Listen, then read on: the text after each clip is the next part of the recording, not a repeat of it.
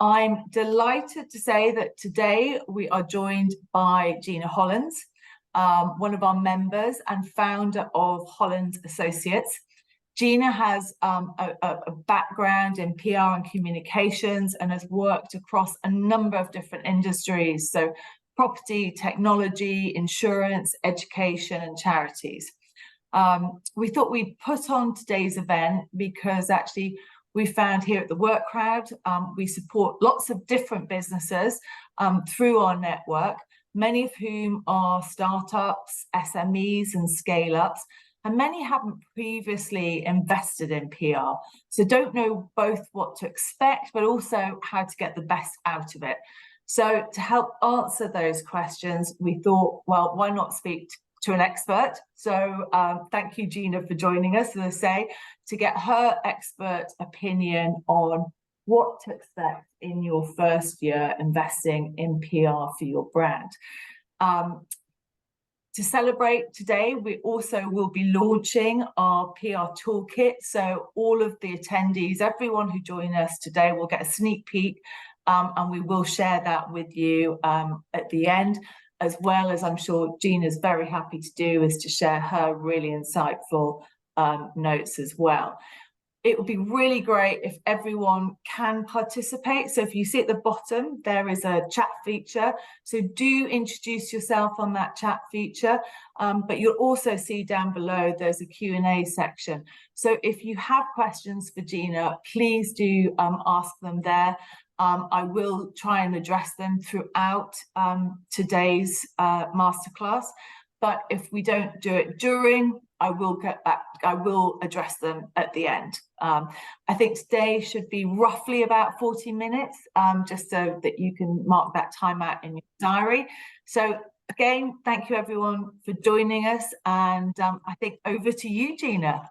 Oh, thank you, Madeline. So I've got a presentation that I will talk through, and I believe that you're going to share afterwards if anybody wants the notes. So I've got to ask the old cliche. Can you see that okay?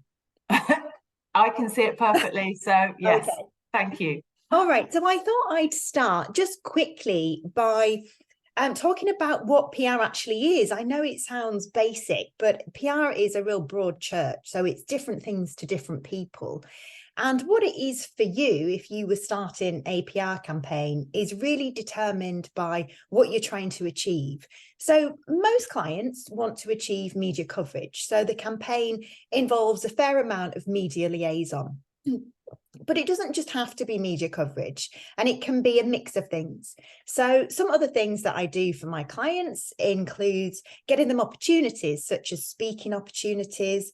I nominate them for awards. If they're going through a particular crisis, I might jump on board with that crisis to help them navigate their way through it and find the best messages and the best narratives to share with the media.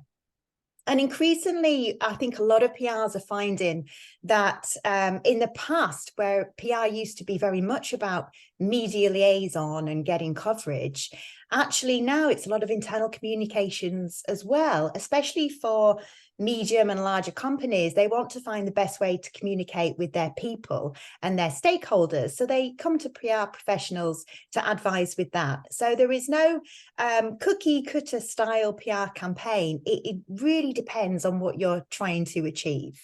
And I think just with that, if I know from our own experience that investing in your internal communications, actually your people, it helps with that employee engagement, but also your employees can be your biggest advocates. And actually that can then have a positive effect in terms of actually how you externally communicate as a brand as well. Yeah, absolutely. And like you said, your people can be your biggest champions and your biggest ambassadors. So it really pays to consider how best to communicate with them, and not just the language you use and the messages, but the different platforms. And that really depends on what kind of organization you are and the kind of people that you have. And that becomes more complex the bigger the company becomes, because you're finding that there's more diversity within the workforce. So it's not necessarily an easy thing to achieve, effective internal communications, but it's definitely something that people should have on their radar when it comes to the bigger picture. I think your next when not to choose PR is, this is a great question, because I think a lot of companies, from our experience, look to invest in PR, but are they doing it at the right time? So it'd be great to get your insights here, Gina. Yeah, it might feel a bit strange that I'm starting with what could be perceived as a negative when not to choose PR, but actually it's really important, because PR isn't for everybody and it's not for every time. So you really have to ask yourself a few questions before you embark on a PR campaign. And I think the most important one is, are you actually looking for quick results in terms of sales? Because if you are, that's generally not what PR does. What PR does, it is a longer term solution. It's about building trust and building brand awareness. So it's not going to change somebody's fortunes overnight. There are other ways of doing that. So if that is what you're trying to achieve, which is a perfectly valid thing to want to do, then you might want to look at some alternatives at the beginning, such as maybe some paid search, maybe some social media advertising, maybe even some direct mail. Ideally, of course, everybody would do all those wonderful things, so they have the full marketing complement, but obviously budgets are finite. So when you decide to start any form of marketing, you really have to ask yourself what it is you want to achieve. And PR is fantastic for doing things like building trust and building brand awareness, but it really is one piece of the pie. And it would be dangerous to think that PR can achieve everything that a huge marketing campaign could achieve, because there are lots of things that it isn't. It isn't web design. It isn't usually social media. It isn't graphic design. It is PR, and PR is public relations. It's media relations. It's about increasing that all-important awareness. But I think what's very interesting about what you say there, Gina, is that actually developing your brand and building your reputation does provide those sort of sale wins to the rest of your marketing activity. But going back to the elements that you said, which is PR isn't your web design, it isn't your SEO. I think from our experience, brands do have to think really, if they're investing in their PR, actually what does their shop window look like, and making sure that those elements are up to scratch first and foremost before they do embark on their PR journey.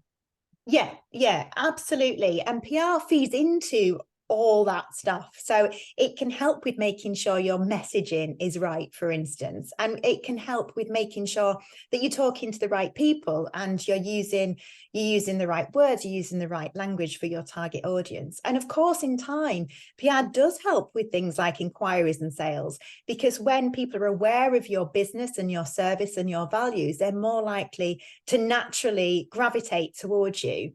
So what I wanted to talk about next is when PR is good for you. So it's good for you if you're looking to invest in something long term. If you only have the budget to be able to put into PR for less than 6 months, it's probably not right for you at this time. Because PR does take a long time to gain momentum, because it is something that's done more organically. And you also have to be honest with yourself in how much time do you have to put into your PR, because your consultant will need some of your input, especially at the beginning. It does get easier for your consultant as time goes on and you start to know each other and understand, the consultant starts to understand the business more. But at the beginning, they will need some of your input. So if you don't have that time to give them, and let's face it, we're all very time poor, then it's a good idea to allocate somebody else in the organization, if that person exists, who could be that conduit between the company and the PR consultant. No, I think that's really great advice, Gina, because I know from our own experience here at the Work Crowd, I think a lot of people can be guilty of thinking, okay, I've hired my PR professional, that's it, that's it's going to be magic wand and they're going to get great coverage. And we do always advise people to actually choose a consultant, a freelancer who you can work well with, because actually to get the best out of your PR and to make the most of it, they will require your input, they will require your insights, they will require you to be prompt and responsive, as you say. And actually when things go wrong is quite often when clients aren't. So I think that's, yeah, very good advice, Gina. Yeah, so, and that's why it's so important for people to choose somebody they actually like. So yes, they like dealing with, and that obviously has to work both ways, because then you can be open and transparent with each other. So if things do start going off in a direction that nobody intended, at least you can have an open conversation and rein it back in, which is much easier to do if you have that kind of relationship, which is more like a partnership. And you actually enjoy working together, because we all want to get joy out of our work. Mm. And the last thing I want to mention about when PR is particularly powerful is getting opportunities that money just can't buy, or that most people's money can't buy. So, for example, you can't pay to be on the BBC, for instance, but PR can potentially get you in there. And most people's marketing budget doesn't necessarily stretch to advertising in big national publications, but again, PR can get you in there. So it can open doors that otherwise would remain closed. One of the audience, going back to that earlier slide, one of the audience has asked what you mean by lower tier coverage. Versus, so what you mean by lower tier coverage. And I think another question that perhaps around that is that you've talked about actually PR takes time. So understanding how perhaps that coverage over time can evolve and why you perhaps need to invest that bit longer in PR to ensure you get the best results. Okay, so the first one about the different levels or tiers of coverage. So generally, we would say that top tier coverage is the sort of media that we're all familiar with. The big players like the national newspapers and magazines, the big TV stations, maybe the BBC radio stations, where a lot of people want to be covered because there is a massive audience. So it would be not unthinkable, but quite unusual in your first few months of PR to be able to hit those titles. And the reason for that is because just as we're trying to build up trust with the public, we're also trying to build up trust with the journalists. So if you've never done PR before, there's a good chance a journalist won't have heard of your company or your name if it's personal profile building. So you need to be able to work mid to long term in order to get that recognition and familiarity. So they start seeing your name more often in press releases and articles, and then they're more likely to call upon you when they're looking for an expert to interview or to comment. Just with going back to the different tiers of coverage, that is the general description. So, the big nationals we've all heard of might be tier 1, and then it would go down to the more niche publications. But again, it all depends on what you are trying to achieve. So if you're, say, a technology client and your audience is less consumer, more B2B, and therefore naturally quite niche, your particular tier 1 coverage might be those niche publications. You might have your own list of tier 1 media who you really want to get into. But sometimes it takes a little bit of time to get there. It doesn't necessarily mean that you won't get there. If you've got a good consultant, you will get there, but not in the first few months necessarily. Brilliant. So interesting. So as you're saying, obviously brands will use PR to help build their brand and reputation, but actually in doing so to acquire new customers, but actually also in doing so, in investing in PR, they're building their brand and reputation, which ultimately can in turn lead to more coverage by journalists, because inherently there is that increased trust. Exactly that. And also, as time goes on, the journalist will they will think of your name or your company's name because they will have seen so much from your PR consultant that you'll get to the point where they will come to you or your consultant. It won't be a case of you're always chasing them. The tables eventually turn and they think of you, which is where you want to be. So this is what you can kind of expect in year one. It's really difficult to say, yeah, these are the rules, this is what you'll find in year one, because it depends who you are, what you're trying to achieve, and ultimately it depends on the level of investment in PR you make. So obviously, if you have a lower budget, then it's just going to take longer to achieve what you want. That doesn't mean that you won't see good results in year one. 12 months is a real solid amount of time. You should glean some good results in that amount of time. But if you do have a larger budget to spend, then you're going to be able to achieve more in less time. I think the critical thing, however, and it's something I say to all my clients, is stick with what is within your comfortable levels of affordability, and also be consistent. That's really key. So rather than say, okay, we're going to do 2 weeks of full-on PR in month 1 and 2, and then we're going to do nothing for 3 months, and then we might pick it up for a couple of days. That just doesn't work, because it's all about consistency and momentum.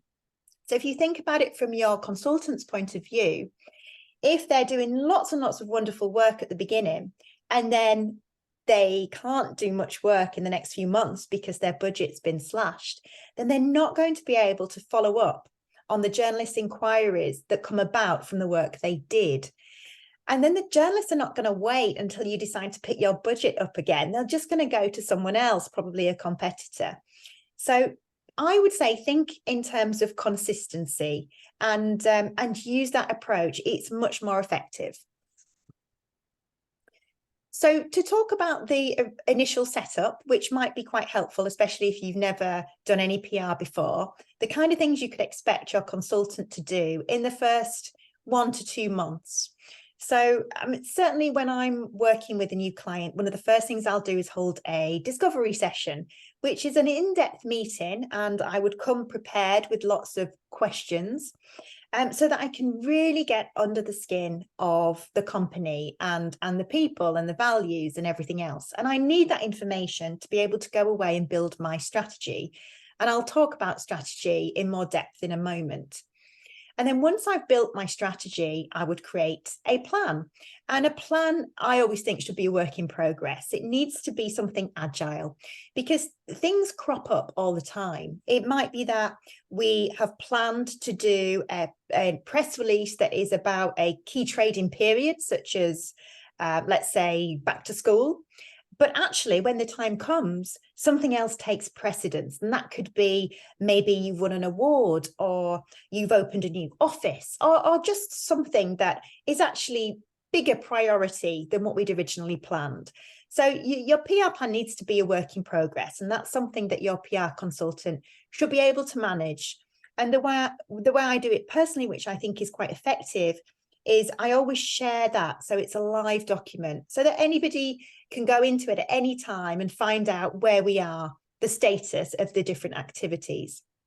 You might want to also set some targets. It doesn't work for every campaign, but for some it might work. And it might work for you if you're particularly target-minded. And your targets could come in the form of media coverage, so the volumes or the quality of the media coverage, or it could come in the form of the amount of opportunities that you find for your client. So there's lots of different targets that are available, and it really just depends on what your objectives are.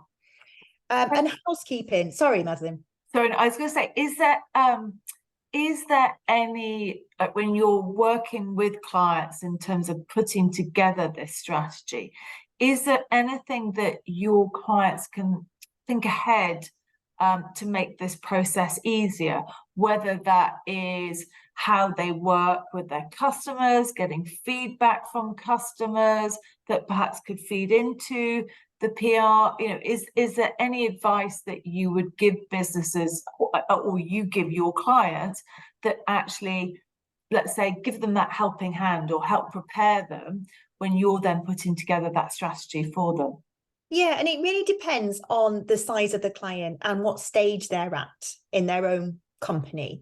So some companies will be relatively new. They might not have done any marketing before, in which case there's probably not a lot that they can give you as a PR consultant.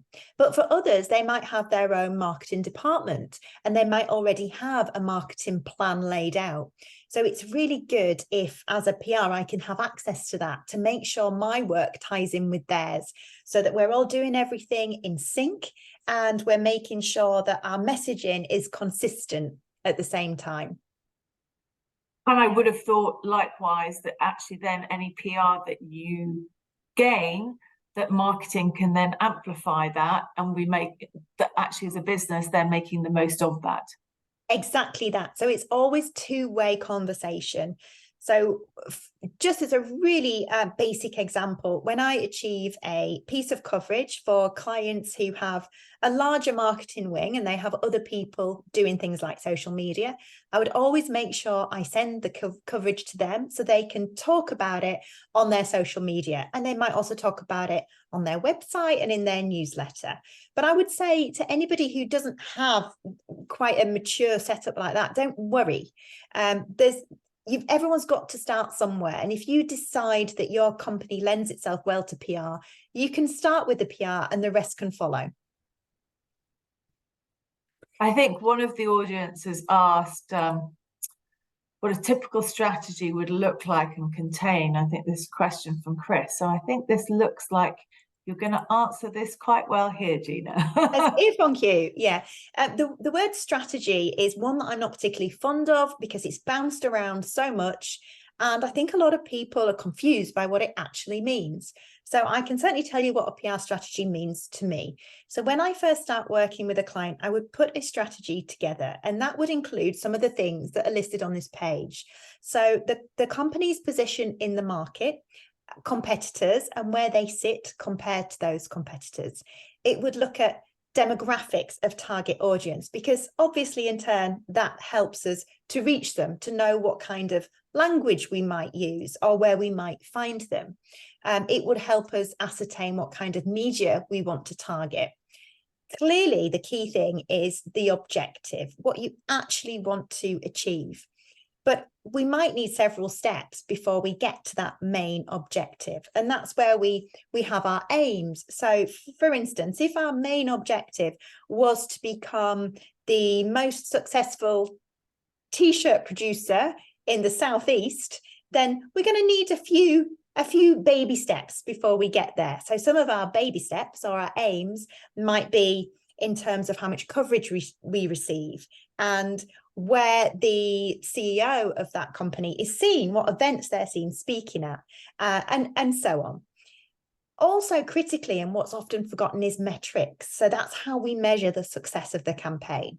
Never easy in PR, there's no simple answer. But there are a variety of metrics at our disposal.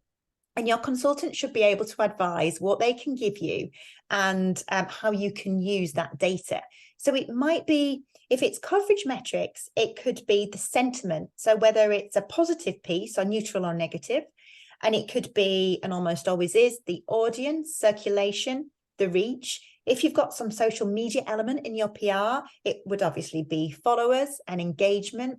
There's loads of metrics that we can use. So what's important is agreeing that at the outset and making sure your consultant has access to that.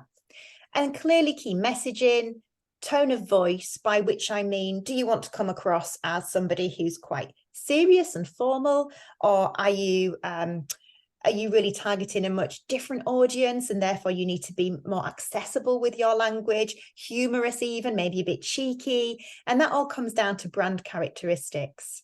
So that is just a bit of a snapshot of the kind of things that are involved in your strategy.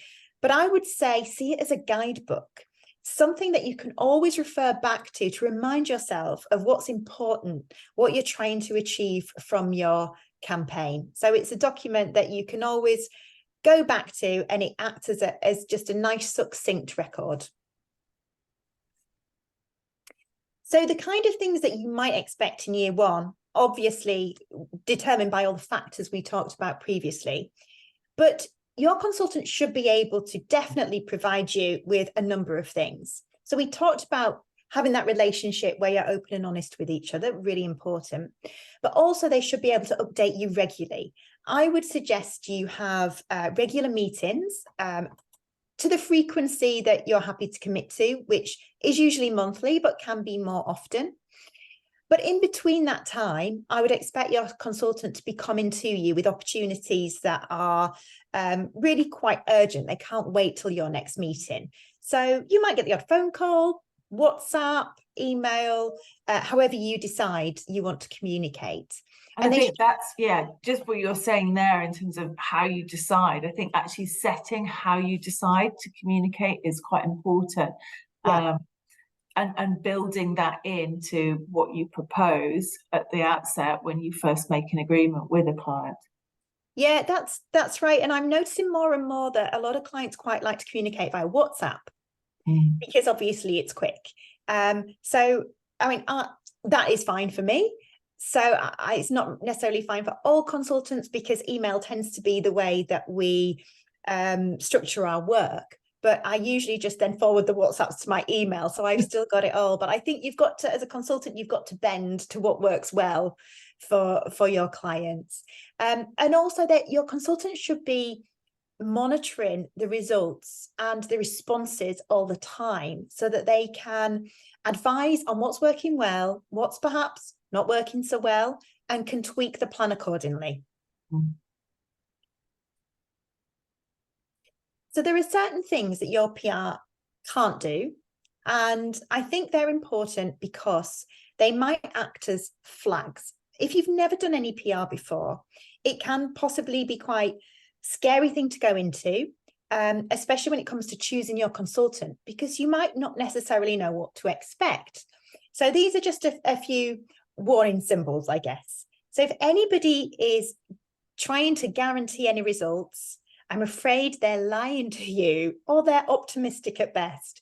We cannot guarantee results. And the reason is there are so many external factors outside of our control. So things like we could have an agreement from a journalist that they're going to run a piece. And we've spent ages preparing this piece and we're very excited about it.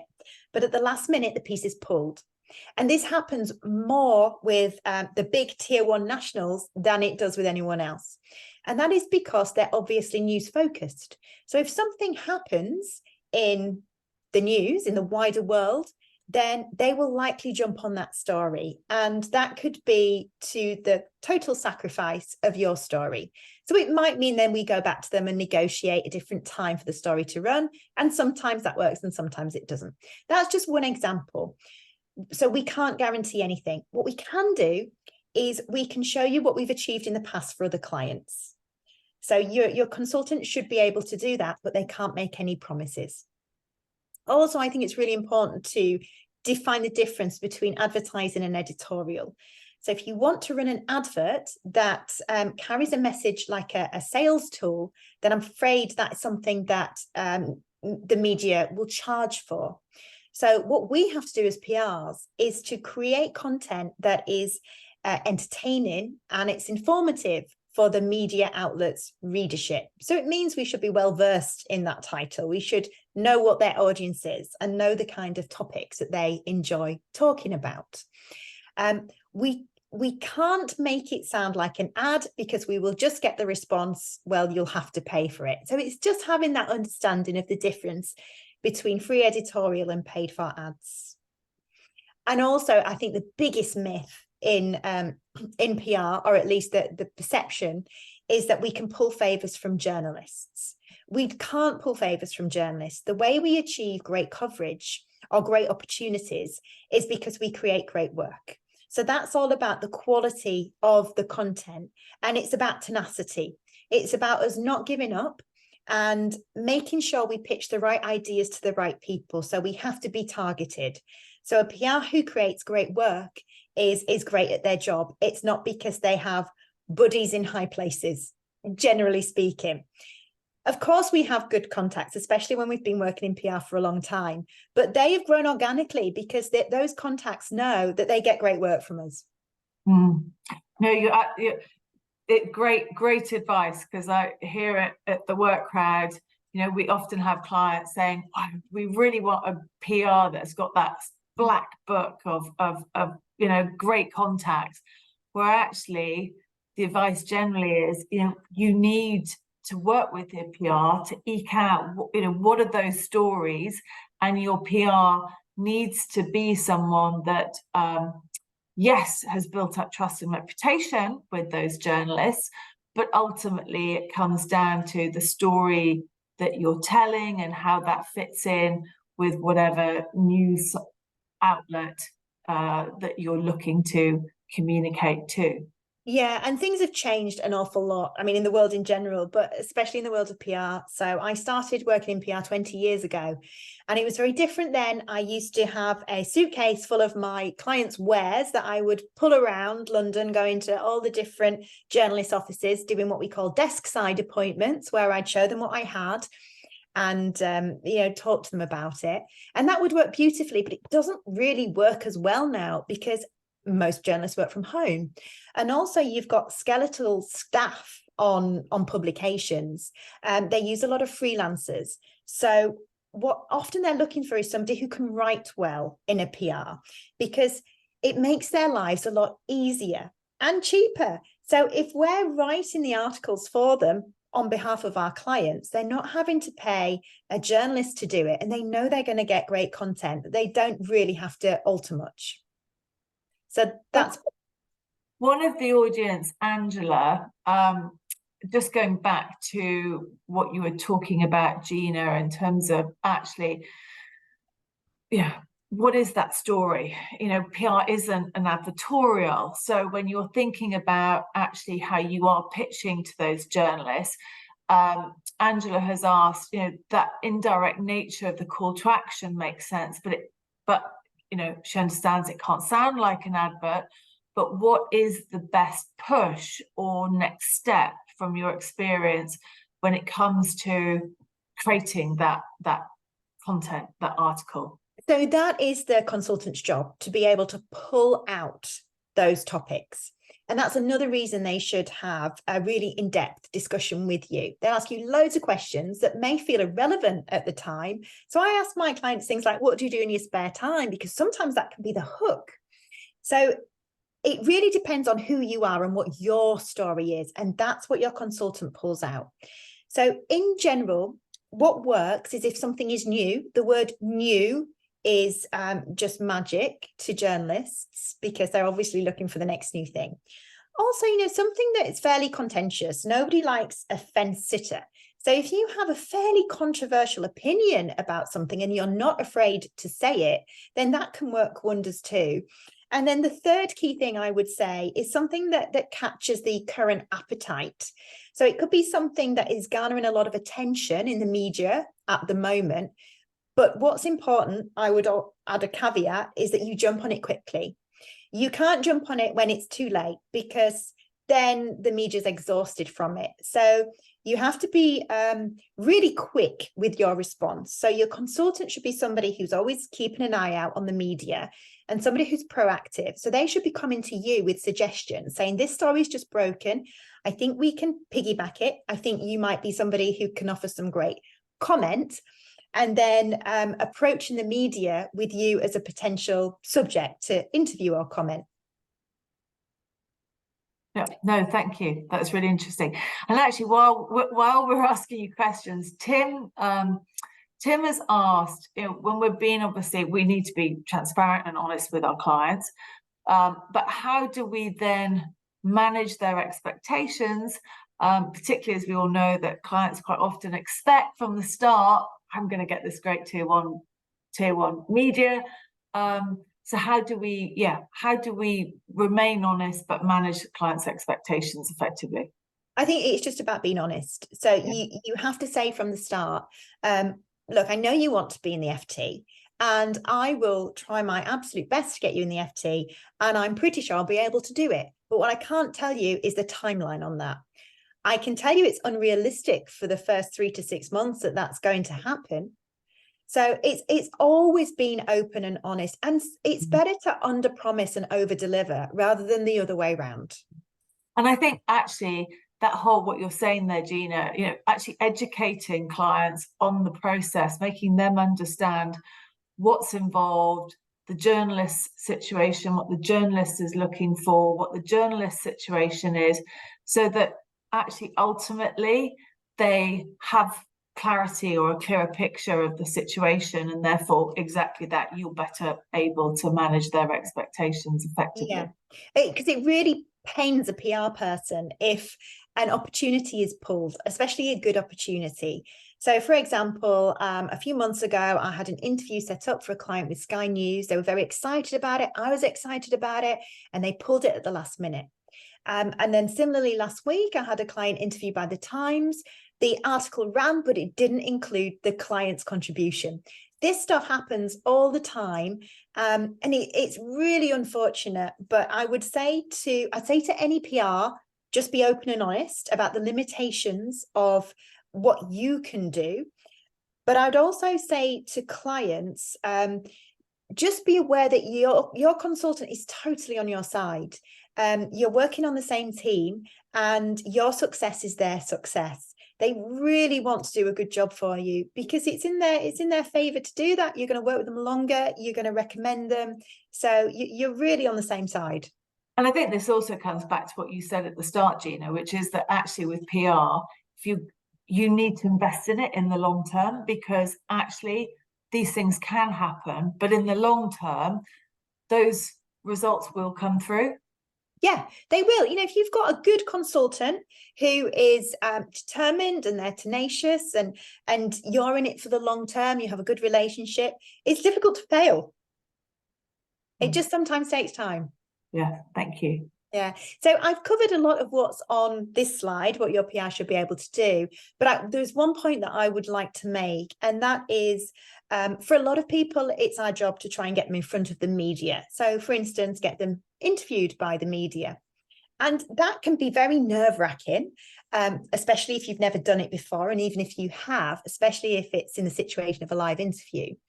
So it's our job as consultants to make you as comfortable as we can. Obviously, we can't make it not nerve-wracking, but what we can do is equip you with the tools that you need to feel confident. So often your consultant will be able to train you in the way of the media. So they'll be able to coach you in how to have a good interview. And they'll be able to give you as much information as they can in advance, such as what kind of interview it is, who's interviewing you, and the questions that they're going to ask. To get the best from your PR, there are things that you can do as a client to help your PR along the way. Promptness and responsiveness is probably one of the top things. So often when we get an opportunity from the media, they don't hang around. It's a really tight deadline that we need to tell them if we can contribute. So we do need you to answer the phone or answer our emails. Obviously, you can't always be on the end of your phone, but it's all about treating the relationship as a partnership. So treat it as an important call and respond to it. The clients who do that are always the clients who have the most success. No, I could not agree with you more on that, Gina, because actually at the same time, you touched on it earlier on, that it's also your PR's personal reputation with those journalists. And actually, if you as a client are prompt and responsive and provide the information that your PR needs, they in turn get the coverage, but actually they're more likely to come to you and prioritize you as a client because they know you're prompt and responsive and they're getting the coverage that you want and that the journalists also are asking for. Exactly. You don't often get a second chance. No. So especially if you let them down, which is another point on here, that if you're showing yourself to be unreliable because you're late for a meeting you've said you'll attend with a journalist, or you don't show up at all, they're not going to come back to you. So obviously things crop up. If something's really important, you can't make it, then that's generally forgiven if there's a good reason. But if it's just that maybe disorganization came into play or prioritization, then they're not going to come back to you. So it's about understanding those things. How are we doing for time, Madeline? I know, I was just conscious of that. We have got a few more minutes left. Okay. Well, I will move on quickly then. This might be quite a useful thing to talk about, which is how to choose your PR. And we have talked about a bit of it already. So other things that I would say, apart from over-promising, is somebody who hides behind jargon. All industries got jargon, and sometimes, we're all guilty of using it, slips out. But if you've got somebody who's just constantly talking in riddles, then that's probably not going to work. They need to be able to speak your language and make you understand what's going on and what's involved, to the point that you need to understand it. And another thing I'd say, and this is more relevant if you're thinking about working with an agency rather than just working with a freelancer, is that London doesn't always equal best. That's not to say there aren't great London agencies. I've worked for London agencies. I've worked for agencies outside of London. But what I would say is the biggest differentiator is the cost. London office generally means big expenses.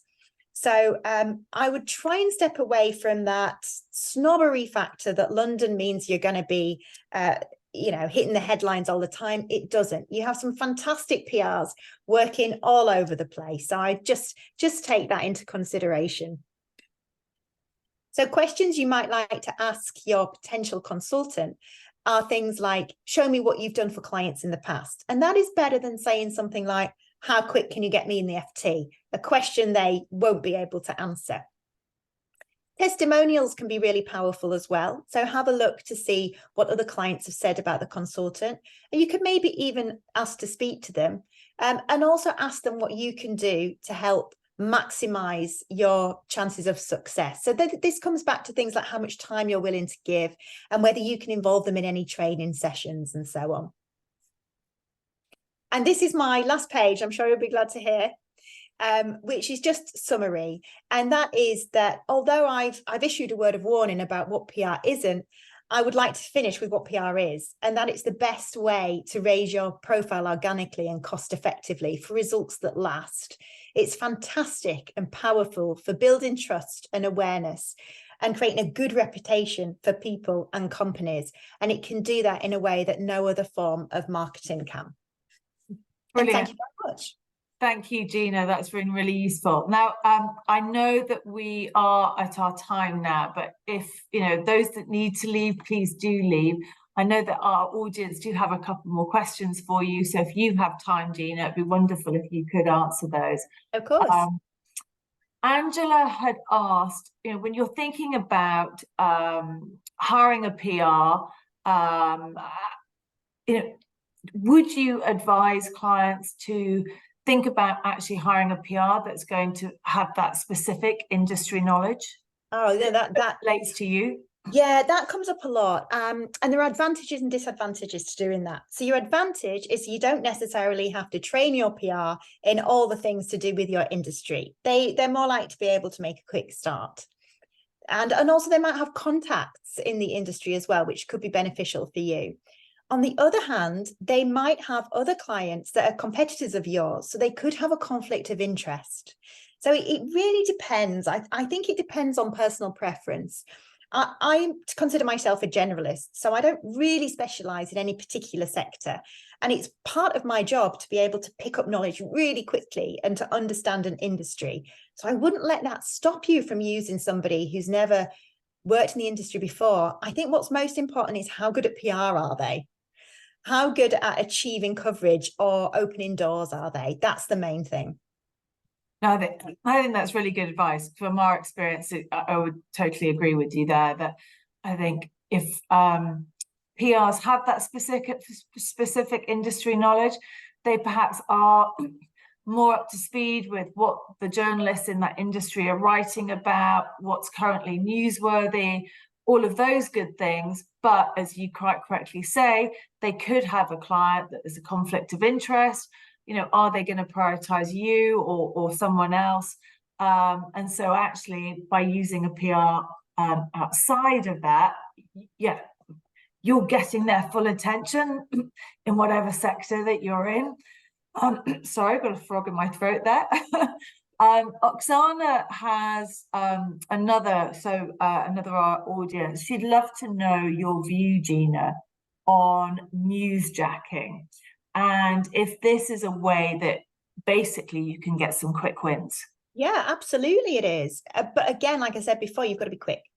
So I'll give you an example. I had a client who worked in cybersecurity, and there was a big data breach in a major company that hit the headlines.